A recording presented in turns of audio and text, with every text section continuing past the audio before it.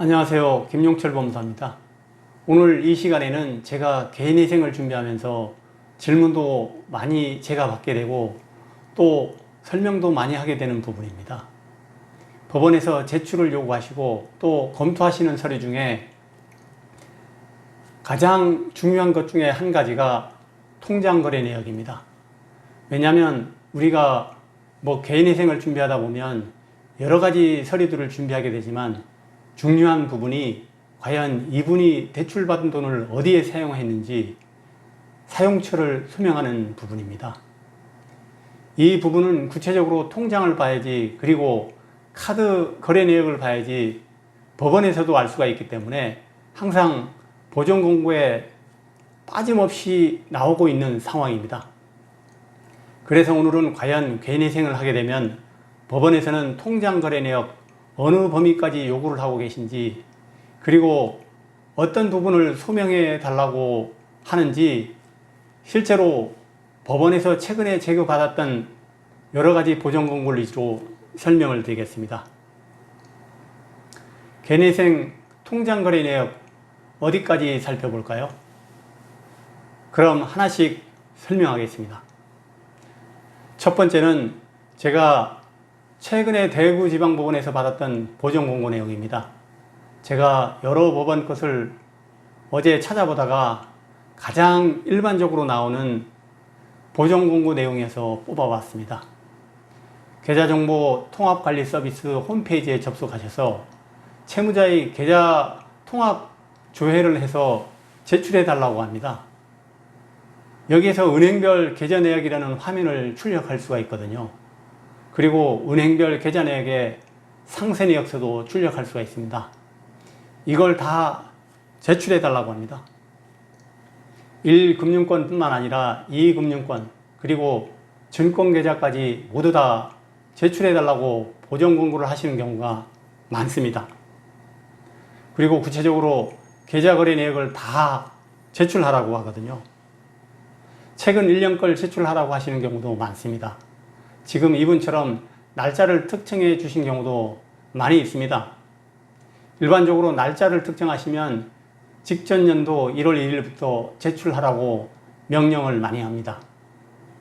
이분 같은 경우도 2023년 1월 1일부터 2024년 6월 30일까지 거래 내역을 다 제출해 달라. 그리고 금액을 또 특정합니다. 이분은 50만 원 이상의 거래 내역을 제출하고 사용처를 설명해 달라고 그렇게 보전 공고를 했습니다. 일자를 줬고 중요한 거는 사용하는 금액입니다.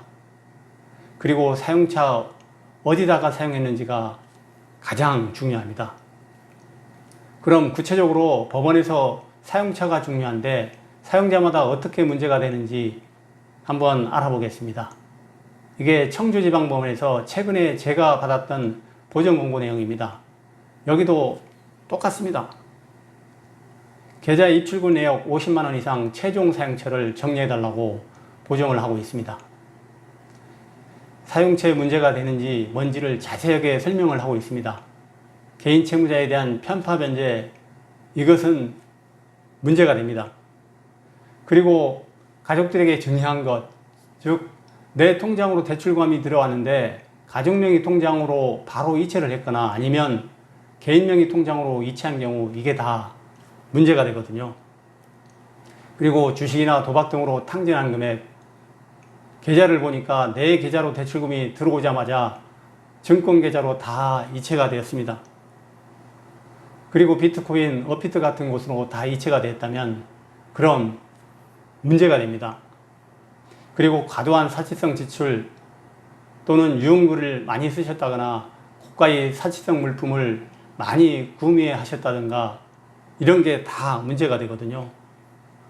그리고 마지막으로 주의하셔야 될 것은 소명되지 않은 부분도 다 문제가 될 수 있습니다. 소명되지 않는다는 얘기는 통장을 통해서 이분이 최종적으로 어디에 돈을 쓴 건지 알 수가 없다는 얘기입니다. 그게 대표적으로 현금을 인출해서 사용하신 경우, 그리고 다른 계좌로 이체해서 사용하셨는데 그 계좌에서 또 현금을 인출하는 경우, 현금으로 돈을 쓰면 우리가 아무리 진술서를 작성해서 법원에 제출해도 구체적으로 인정할 수가 없습니다.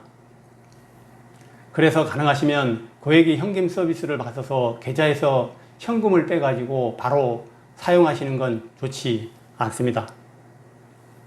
이런 부분들이 구체적으로 문제가 되고 있는 겁니다. 마지막으로 하나를 더 살펴보겠습니다. 이거는 의정부지방법원에서 최근에 받은 보전공고 내용입니다. 의정부지방법원은 계좌정보 통합관리 서비스를 구체적으로 요구를 합니다. 계좌정보 통합관리 서비스에 들어가 보시면 은행별 계좌 내용만 나오는 게 아니라 이금융권 금융기관별 계좌 내역도 나옵니다. 저축은행이라든지 상호금융 그리고 우체국 이런 것도 다 해당이 됩니다. 그리고 증권사별로 계좌 내역도 나옵니다. 그리고 카드사별 카드 내역까지도 다 나오거든요. 이걸 전부 출력을 해달라고 하십니다. 그래서 만약에 잔고가 있다고 하면 재산 목록에 반영해달라고 요구를 하거든요.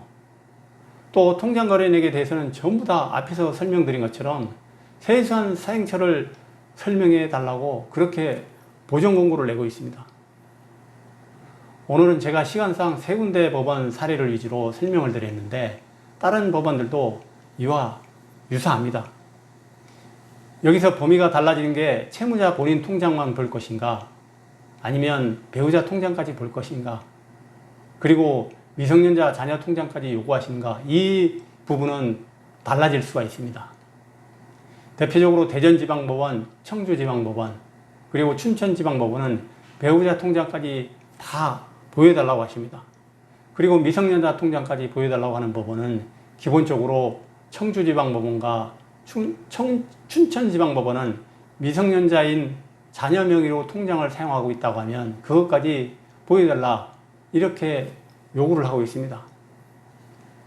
오늘은 제가 개인회생을 상담하면서 본인들도 걱정을 많이 하시고 진행하면서 자료 준비하는데 어려워들 하시고 저도 상담할 때 최근에 많이 대출을 받았다면 이렇게 하면 꼭 사용처를 물어봅니다.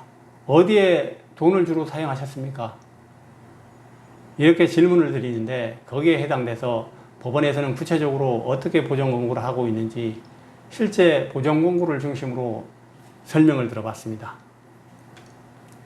내가 최근에 대출이 좀 많고 사용처를 좀 투명하기 어려운 부분들이 있어서 고민이다. 이런 분들은 반드시 꼭 전문가와 상의를 받아보셔야 됩니다.